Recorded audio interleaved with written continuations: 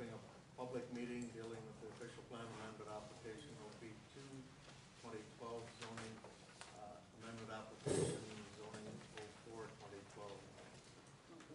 Move to adjourn the meeting and open the public meeting. Councillor Scott. Second by Deputy Mayor. Okay. So we have a report here in front of us, and it's a public meeting. I would ask the planner to take us through this report. Okay. We have an official plan amendment and a zoning bylaw amendment affecting lands at 8110 Kinnaird Road. It's been submitted by Mila Hills Swine Limited, who is Ursula and William O'Neill. And the application is to allow a non-farm dwelling, an excess farm dwelling, to be severed from a farm. We've seen a number of these in council's time. This is a very similar application. On the existing parcel that's going to be severed, there's a large shed, a large barn, and a pump house. So part of the rezoning application is to recognize that there are large accessory buildings associated with the residential use. Also, we have to, if council agrees, put a zone on the remnant farm parcel to prohibit another dwelling unit from being constructed there. That's all in compliance with provincial policy. The O'Neills own another farm near Watford. They have purchased this farm just recently in 2011 at the end of the year, and the dwelling on it, they live at the other farm, so the dwelling on this particular farm parcel is access to their needs. Certainly this meets provincial policy. This is a farm consolidation, and this is an excess farm dwelling. Both the lots meet the minimum farm parcel size, both for a dwelling lot and for a farm, so there's no issues from that perspective. Of course, out in the rural area, we're on septic systems. This particular dwelling is already connected to the rural water line. However, I did speak with the county about the septic system, and they did apply for a new septic system in 1993, but it was refused at the time because they didn't do the soil percolation tests. So there really is no other record as to what's on that site. So I'm recommending this application be approved by council in principle, subject to the applicant satisfying both the county and the municipality that a new septic system's been installed on the site. It certainly complies with provincial policy, and it's very similar to many of the other applications that council has dealt with in the town. Okay, is the applicant here? Does the applicant wish to do you have anything to add to that? No, we're happy with everything. Okay. Any member of the public have any concerns?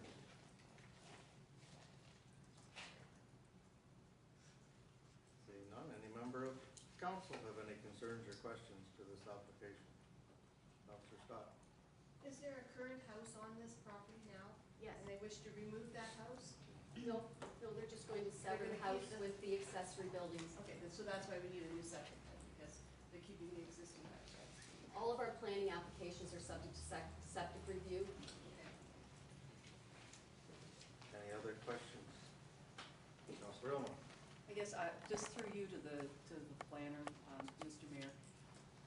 I guess I'm wondering, Patty, we've always approved these subject to certain conditions, and all of a sudden now I see we're saying approve in principle. So how is this different from any of the other hundreds that we've done over the years? Actually, when I put conditions on the approval, I always say approval in principle, when there's a condition that has to be satisfied. I recommend straight approval when I'm just going to, if council approves it, I'm going to bring straight back a bylaw the next meeting for you to implement. So there's a condition on this one that has to be satisfied before I'll bring forward the zoning amendment and the official plan amendment, the technical part that you have to approve by bylaw. I have to wait to bring that forward until they've replaced the septic system. As soon as that's done, it'll be back on the agenda for council's formal final approval.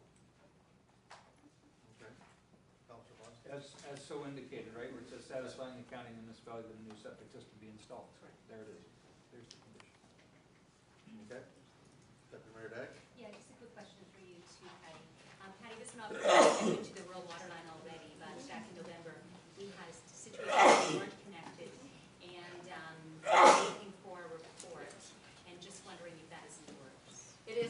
actually, I had collected all the information and, well, we've had a lot of other issues to deal with here at council.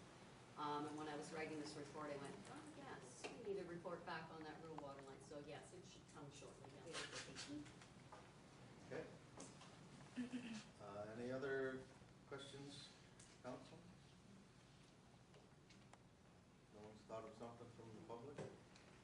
Motion that we close the public meeting, moved by Councillor Ilman, second by Councillor Scott.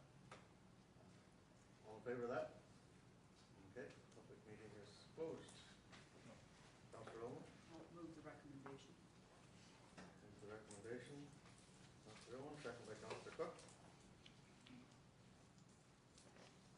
All in favor of that? It's carried. There is an appeal period and all of that stuff. The appeal period will start once the septic system's in and I bring back the technical approvals for council. It's when you pass the bylaw that the appeal period starts. Okay. Thank you for that.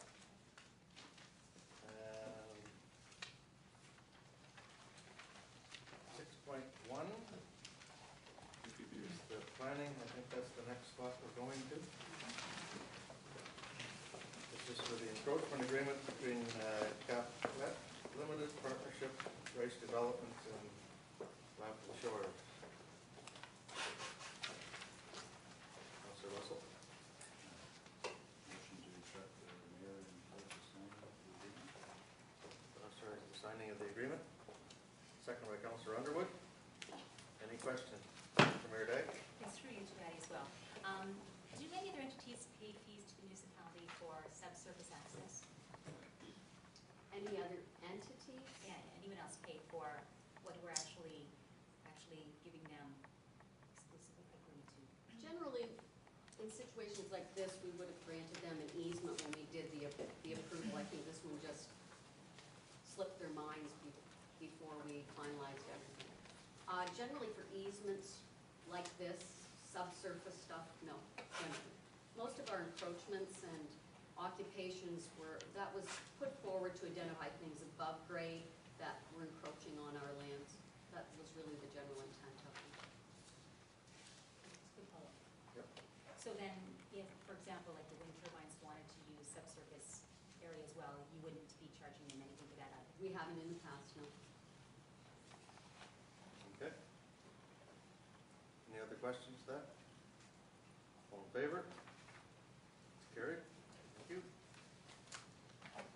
Community Services, 6.3. This is report number 13. I believe this is the report that was tabled at a previous meeting.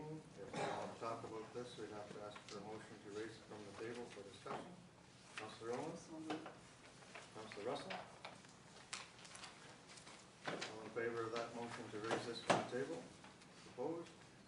Okay, that's carried. And